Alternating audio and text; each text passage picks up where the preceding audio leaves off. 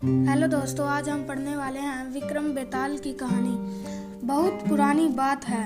धारा नगरी में गंधर्व सेन नाम का एक राजा राज करता था। उसके 4 रानियां थीं। उनके 6 लड़के थे जो सब के सब बड़े ही चतुर और बलवान थे। संयोग से एक दिन राजा की मृत्यु हो गई और उनकी जगह उनका बड़ा बेटा शंख गद्दी पर बैठा।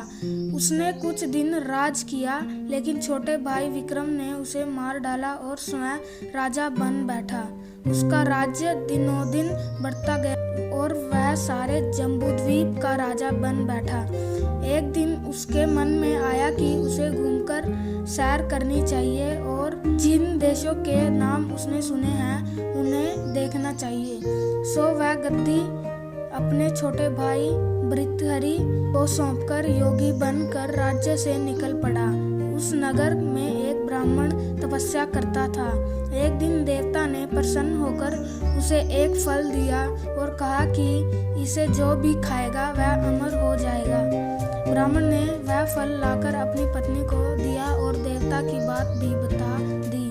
ब्राह्मणी बोली, हम अमर होकर क्या करेंगे, हमेशा भीख मांगते रहेंगे, इससे तो मरना ही अच्छा है। तुम इस फल को ले जाकर राजा को दे आओ और बदले में कुछ धन ले आओ।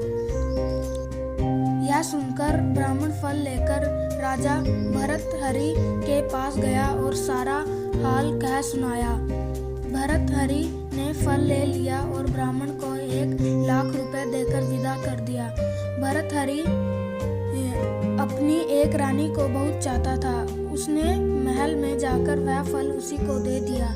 रानी की मित्रता शहर कोतवाल से थी। उसने वह फल कोतवाल को दे दिया। कोतवाल एक वेश्या के पास जाया करता था। वह उस फल को उस वेश्या को दे आया।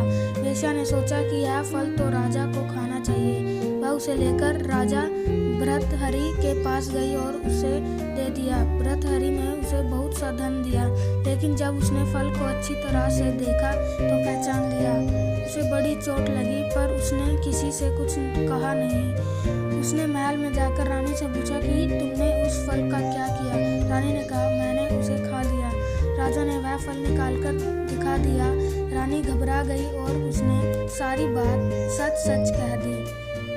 भर्तहरि ने पता लगाया तो उसे पूरी बात ठीक ठीक मालूम हो गई। वह बहुत दुखी हुआ।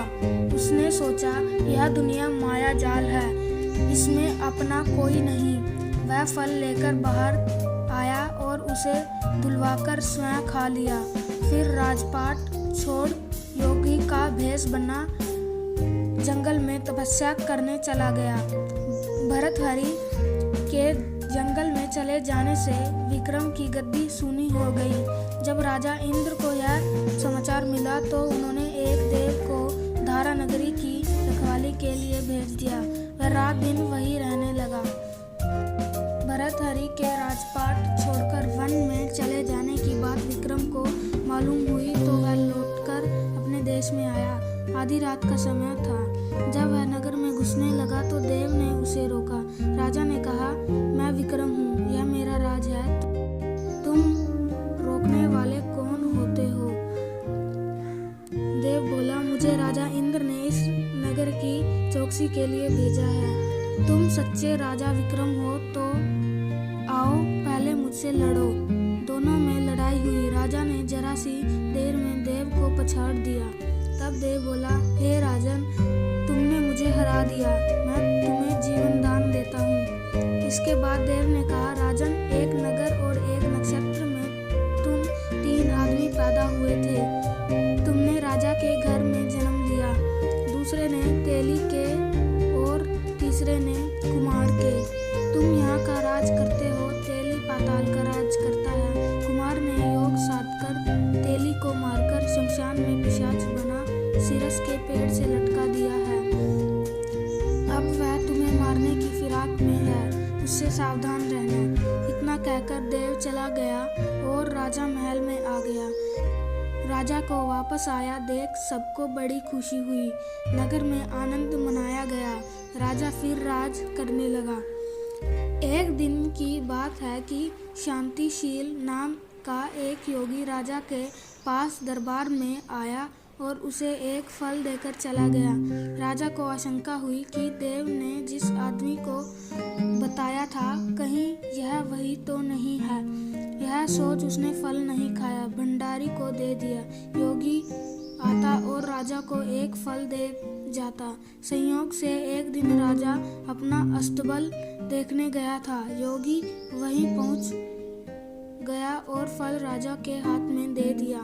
राजा ने उसे उछाला तो वह हाथ से छूटकर धरती पर गिर पड़ा। उसी समय एक बंदर ने झपटकर उसे उठा लिया और तोड़ डाला।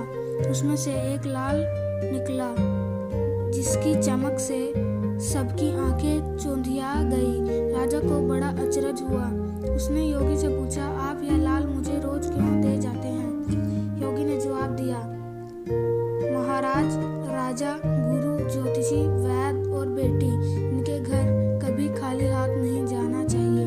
राजा ने भंडारी को बुलाकर पीछे के सब फल मंगवाए। तुड़वाने पर सब में एक एक लाल निकला। इतने लाल देखकर राजा को बड़ा हर्ष हुआ। उसने जोरी को बुलवाकर उनका मूल्य पूछा। जोरी बोला, महाराज, ये लाल इतने कीमती हैं कि इनका मोल करोड़ों रुपए में भी नहीं आंका जा सकता।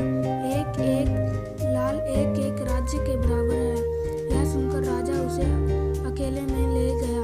वहां जाकर योगी ने कहा, महाराज, बात यह है कि गोदावरी नदी के किनारे मसान में मैं एक मंत्र सिद्ध कर रहा हूँ। उसके सिद्ध हो जाने पर मेरा मनोरथ पूरा हो जाएगा। तुम एक रात मेरे पास रहोगे तो मंत्र सिद्ध हो जाएगा।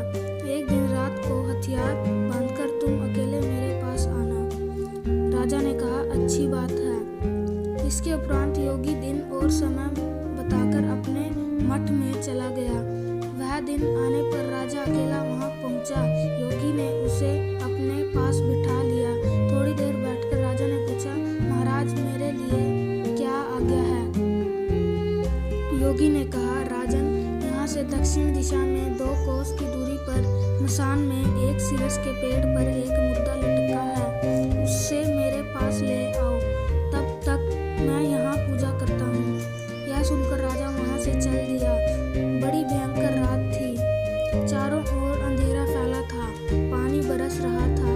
भूत प्रेत शोर मचा रहे थे। सांप आकर पैरों पे लिपटते थे। लेकिन राजा हिम्मत से आगे बढ़ता गया। जब वह मसान में पहुंचा तो देखता क्या है कि शेर दहाड़ रहे हैं, हाथी चिंगाड़ रहे हैं, भूत प्रेत आदमियों को मार रहे हैं। राजा बेधड़क चलता गया और सिरस के पेड़ के पास पहुंच गया। पेड़ जड़ से फुनगी तक आग से दहक रहा था। राजा ने सोचा, हो न हो यह वही योगी है जिसकी बात देव ने बताई थी। पेड़ पर रस्सी से बंधा मुर्दा लटक रहा था। राजा पेड़ पर चढ़ गया और तलवार से रस्सी काट दी। मुर्दा नीचे गिर पड़ा और दहाड़ मार मार कर रोने लगा। राजा ने नीचे आकर पूछा, तू कौन है? राजा का इतना कहना था कि वह मुर्दा खिलखिलाकर हंस पड़ा। राजा को बड़ा अचरज हुआ। तभी वह मुर्दा फिर पेड़ पर जा लटका। राजा फिर चढ़कर ऊपर गया और रस्सी काट दी। मुर्दे को बगल में दबा नीचे आया। राजा बोला, बता तू कौन है?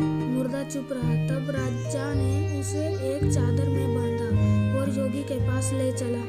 रास्ते में वह मुर्दा बोला, मैं वेताल हूँ। तू कौन है और मुझे कहाँ ले जा रहा है? राजा ने कहा, मेरा नाम विक्रम है। मैं धारा नगरी का राजा हूँ। मैं तुझे योगी के पास ले जा रहा हूँ। वेताल बोला, मैं एक शर्त पर ही चलूंगा। अगर तू रास्ते में बोलेगा तो मैं लौटकर पेड़ पर जा लटकूंगा। राजा ने उसकी बात मान ली। फिर वेताल बोला, पंडित, चतुर और ज्ञानी, इनके दिन अच्छी अच्छी बातों में बीतते हैं, जबकि मूर्खों के दिन कलह और नींद में। अच्छा होगा कि हमारी राह भली बातों की चर्चा में बीत जाए। मैं तुझे एक कहानी सुनाता हूँ, ले सुन। धन्यवाद।